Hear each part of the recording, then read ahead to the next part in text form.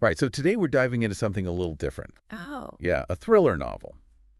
And okay. I like thrillers. it's got this really interesting premise about a secluded community and shocking murders, Yeah. like a young woman facing a past she thought she left behind.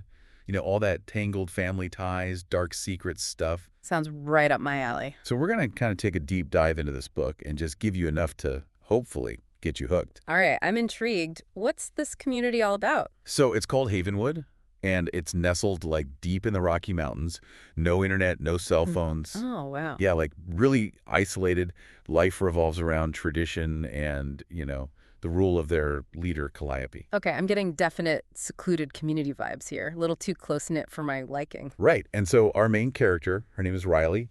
Years ago, she escaped Havenwood. Escaped. Okay, so there's definitely something not right about this place. Exactly. And she gets pulled back in because her friend, Jane Merrifield, is found dead under mysterious circumstances. Mysterious how? So picture this. Jane's body is found in a closed park. No signs of a struggle. Just a single red poppy left near her body. A red poppy. Oh, yeah. That's a bit creepy. Almost like a calling card or something. And that's not all. That red poppy keeps popping up, connecting a string of murders. And the FBI is just baffled. So multiple victims, all seemingly linked to this Havenwood community. Right. And a really bizarre symbol. The FBI, led by this agent, Matt, they're struggling to find a motive.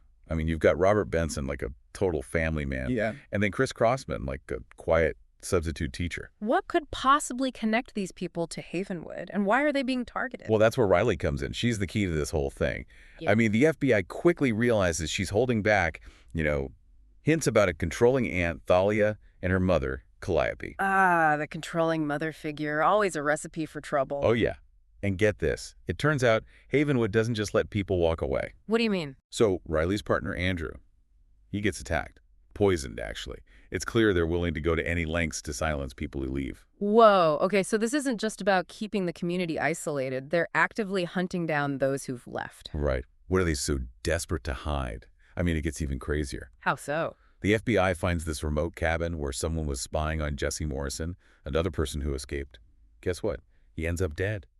Then Riley spots a man from Havenwood, Anton, watching her at a bar. Okay, now we're talking serious paranoia and conspiracy. Someone's keeping tabs on those who left. What are they so afraid of them revealing? And just when you think it can't get more intense, Matt, the FBI agent, gets kidnapped, taken to Havenwood. Oh, wow. He walked right into the lion's den. Yeah. And there's like all these little details, like breadcrumbs, Riley's sketches. They're really creepy. What kind of sketches? Well, one shows her mother as Medusa, and there are whispers about Thalia disappearing and maybe helping others escape, and a secret message board used by former members. It's like the author's setting us up for a big reveal.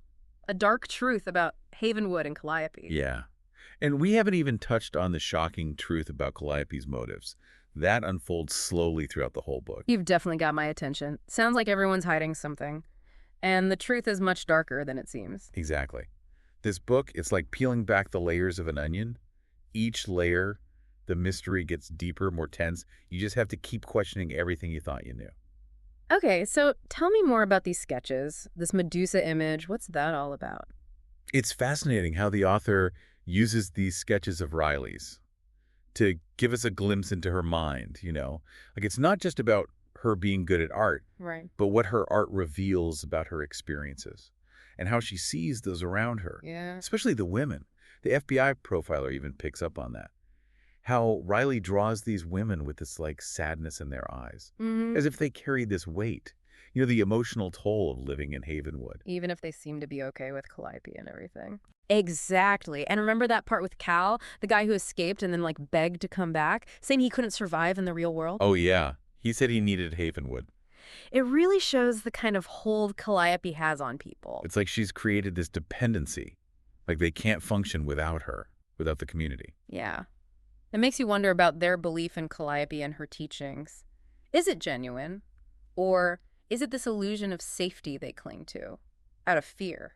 It's pretty chilling to think about. It is. And there's that scene where the FBI is watching Riley sketching. Totally absorbed, It's like she's tapping into something, a deeper understanding of these people. Maybe even something she's not aware of. That's what makes her so interesting, you know? Right. Both a victim of Havenwood, but also someone who seems to get it more than anyone else. Absolutely.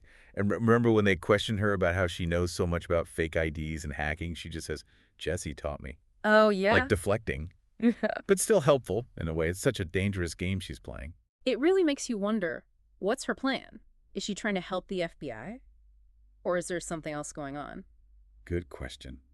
And as we learn more about Havenwood's history, we see that it wasn't always like this. Really? Yeah, there's this whole backstory about Riley's grandmother, Athena. She wanted Havenwood to be this true utopia, harmony with nature, peace, all that. So what happened? How'd it get so twisted? Well, the story goes that it all changed when Thalia, Riley's aunt, betrayed Calliope. She escaped with Robert, one of the leaders. Ah, so that's when Calliope wanted full control for you. Yeah, anyone who tried to leave became an enemy.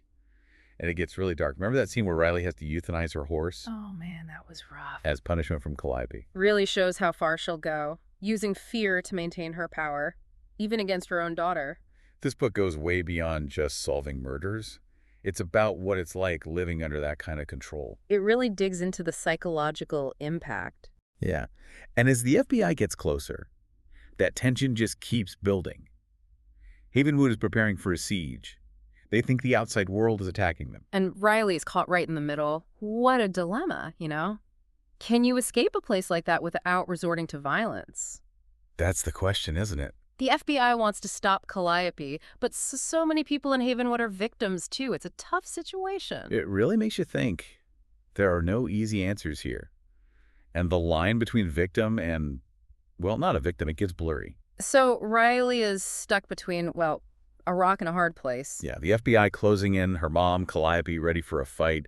It leads to this crazy climax. Yeah. Kept me up way too late reading. I can imagine. You know, the author does a great job building this sense of, like, impending doom, not just for Riley, but the whole community. Right, like Havenwood itself is doomed. Yeah, exactly. And as the FBI gets ready to raid the place, you really feel the moral struggle. Like, yeah. Agent Carr knows they're not dealing with just criminals, but people who've been brainwashed, you know. How far do you go for justice without causing more harm? It's a tough question.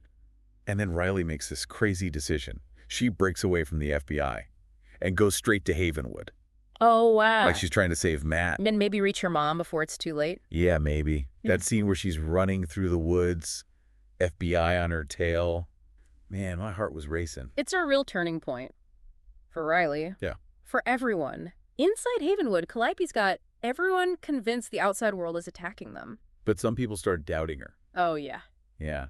Like they see how she's manipulating them. It's subtle at first, right? Yeah, but it grows. That's what makes this book so good. It gets in your head. The psychology of it all. Totally.